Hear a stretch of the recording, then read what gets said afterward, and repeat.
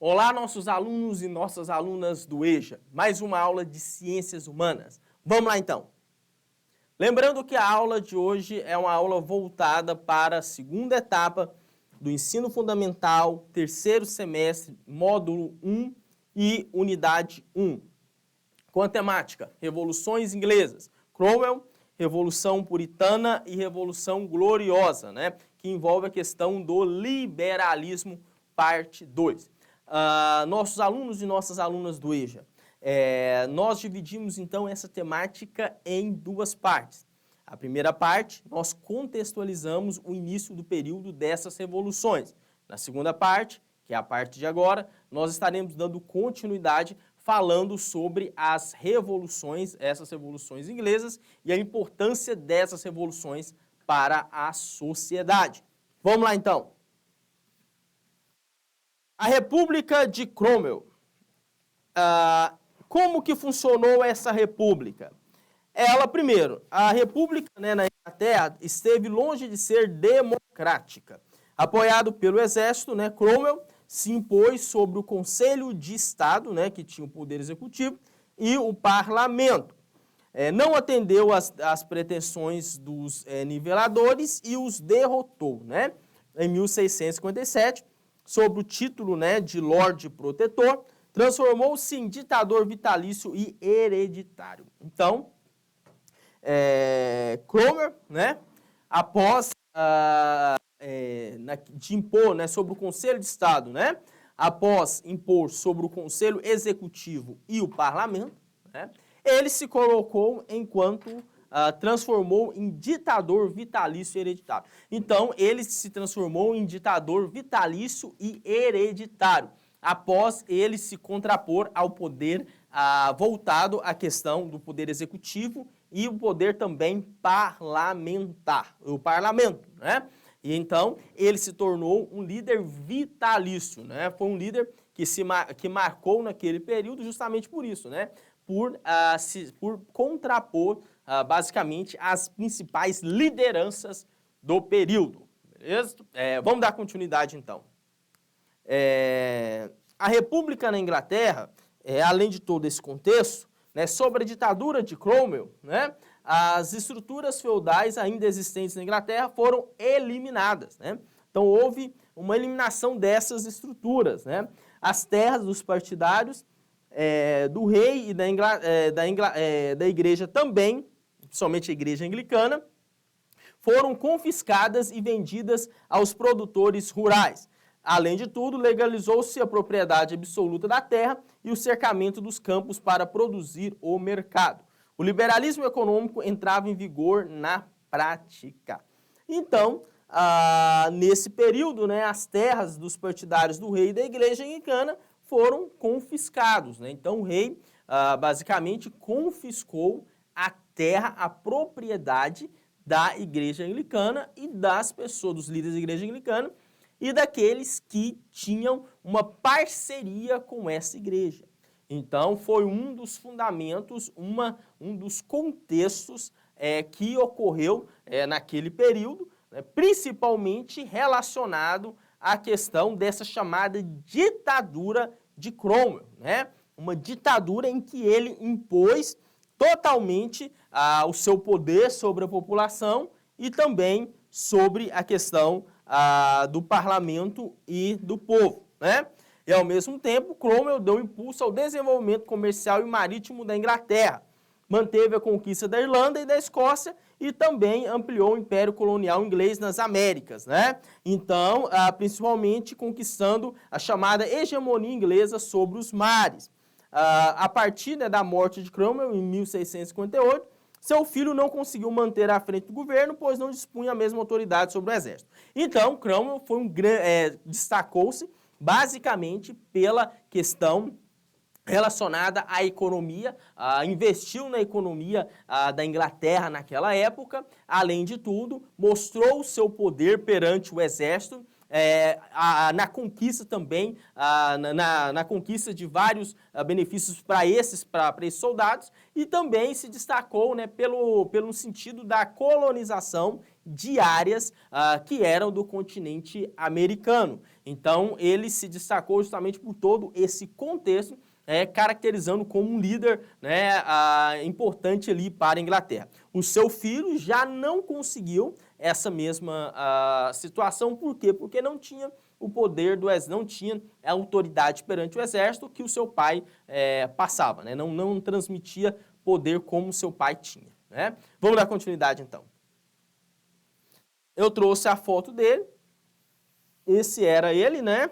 O Cromwell, né?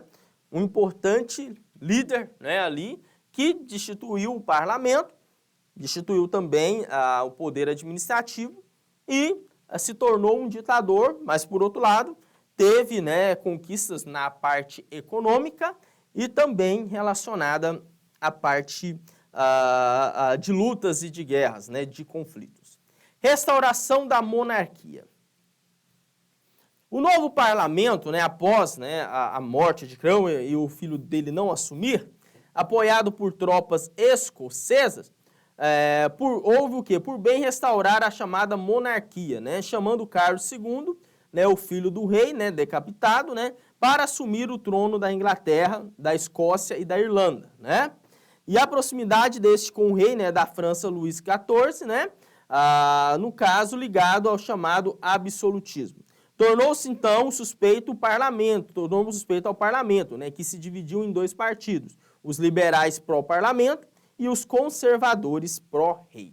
Então, no meio desse contexto, o parlamento decide, então, voltar para o absolutismo, no qual havia-se um rei que tinha um determinado poder perante a comunidade, perante a própria sociedade da época. E aí é nesse contexto que eles convocam, então, o rei para que ele venha administrar a Inglaterra, a Escócia e a Irlanda, né, naquele período. Vamos dar continuidade, então. O seu reinado, ele foi a partir de 1660 e durou 25 anos. Foi sucedido em 1685 por seu irmão, Jaime II, que procurou restabelecer o absolutismo e o catolicismo na Inglaterra. Então, Jaime II teve esse objetivo, né, de estabelecer o absolutismo e o catolicismo na Inglaterra. Além de tudo, né, o fato de ser católico o afastava de ambas as facções do parlamento e o conflito entre este e o rei que se manifestou durante 3 anos de reinado. A questão se agravou foi com o seguinte, quando Jaime II teve um filho, né, pois até então a herdeira do trono era sua filha Maria Stuart, né, protestante.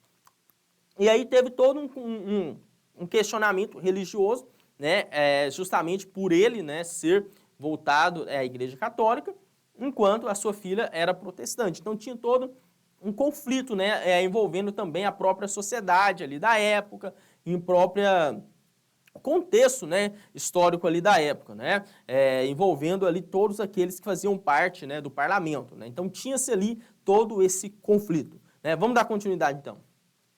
Jaime II, então, ele procurou estabelecer, então, o absolutismo, né, no qual tinha um determinado poder perante a sociedade. Vamos falar, então, agora da chamada Revolução Gloriosa. O parlamento, então, passou a conspirar para depô-lo, né? Em seu lugar, o que assumiria o trono a sua filha Maria, né, casada com Guilherme de Orange, né, rei dos Países Baixos, que desembarcou com suas tropas no país quando? Em 1688, né? Em que pese os pequenos combates, né, o movimento foi essencialmente o que? Pacífico, passando a história com o nome de Revolução Gloriosa ou Revolução Sem Sangue. No caso, Jaime II fugiu para a França. Então, Jaime II fugiu e a sua filha assume, né, justamente casada com Guilherme de Orange, assume o reinado ali justamente daquela área. Mas isso, nossos alunos e nossas alunas do EJA, isso ocorreu justamente por quê?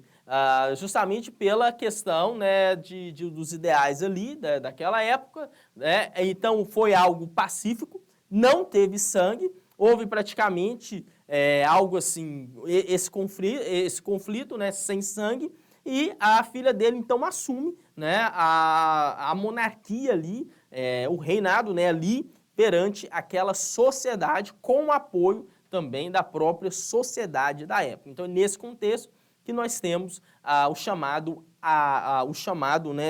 Revolução Gloriosa, né? No sentido de a filha assumir o trono, né? Em contexto, né? Com o apoio da própria sociedade da época. Vamos dar continuidade, então. O parlamento, então, proclamou Guilherme Maria reis, né? Embora, né, aceitando uma declaração de direitos, segundo o qual os reis não podiam cancelar as leis do parlamento. Então, o parlamento o quê? Decidiu a sucessão ao trono e o parlamento votaria, né, o orçamento anual, né? Então, havia uma parceria entre o parlamento e o rei, né? E as contas reais seriam controladas por inspetores, né? O tesouro seria dirigido por funcionários. Então, houve um acordo, né, perante os reis, o rei e a rainha, que assumiria naquele momento, entre o parlamento e o rei, né? E esse acordo é um acordo que prevaleceria uma parceria, né, dando também autonomia para o rei, mas também para o parlamento, né? O parlamento, ele se impôs e sairia desse conflito, né, sairia desse contexto histórico fortalecido. Então, nesse contexto, o parlamento sairia fortalecido e o rei e a rainha que teria assumido naquele momento já assumiram sabendo dessas relações com o parlamento. Vamos dar continuidade, então. Desse modo, criou o quê? A monarquia parlamentarista inglesa, né? Que, no caso, vigora até os dias de hoje. Então, até os dias atuais, vigora a chamada monarquia parlamentarista inglesa, né? Que, no caso, predomínio dos produtores rurais progressistas e da burguesia urbana e mercantil no parlamento, que criou condições necessárias para o avanço do capitalismo e o advento da industrialização no século seguinte. Então, o parlamento, né, contribuiu justamente para isso, para o avanço econômico, mercantilista e também relacionado à Revolução Industrial, né? Dando continuidade, então. E aí eu trouxe para vocês, né, justamente essa imagem que mostra a chamada Revolução Gloriosa, né? Triunfo do liberalismo. As revoluções puritanas, né, de 1640 e a gloriosa de 1688 podem ser consideradas como parte do mesmo processo de quê? De conflito entre o absolutismo e o liberalismo, no qual entre o poder do rei e o do parlamento, tendo como resultado o quê? O estabelecimento da chamada monarquia parlamentar. No caso, havia a conjunção, né, do rei, né, do poder do rei, né, com o poder também do parlamento. Os historiadores têm considerado como fenômeno único a Revolução Inglesa, né, chamada-se de Revolução Inglesa. A partir desse contexto, né, é o primeiro movimento revolucionário contra o absolutismo, né, que era quando o poder total do rei. Quando fala de absolutismo, é quando o rei detinha o poder total perante a sociedade. Atendendo em quase um século a chamada Revolução Francesa, né, da mesma maneira que semeou na América do Norte os ideais e condições políticas que levariam à chamada Revolução Americana e à independência dos Estados Unidos em 1776. Então esse, basicamente, é o contexto histórico dessas revoluções. Agora, vamos dar continuidade agora respondendo uma das atividades para vocês. Vamos lá, então. Momento, então, para nós respondermos uma das atividades juntos. 5. Sobre a Revolução Gloriosa, que foi de 1688 e 1689, é incorreto afirmar que... O que é incorreto? Vamos lá. A ascensão de Guilherme de Orange, governador das províncias da Holanda, ao trono inglês, por meio da guerra sangrenta tipo de violência? Então, essa daqui é o quê? Ela é verdadeira, né? Um novo episódio na história política britânica foi inaugurado, sendo que o parlamento abriu espaço para a introdução a uma ordem liberal burguesa? Sim, verdadeira. Através dessa manifestação, todos os cidadãos acusados de alguma infração teriam direito a um julgamento com a presença de um júri? Sim. Então, a que é incorreto é justamente a letra A. A A é incorreta, porque consistia essa Bill Higgs, né, consistia em um conjunto de leis que previa uma série de mudanças de características liberal. Então, essa é a resposta, né, a alternativa A. E é isso, nossos alunos e nossas alunas do EJA. Até a nossa próxima aula de Ciências Humanas. Muito obrigado.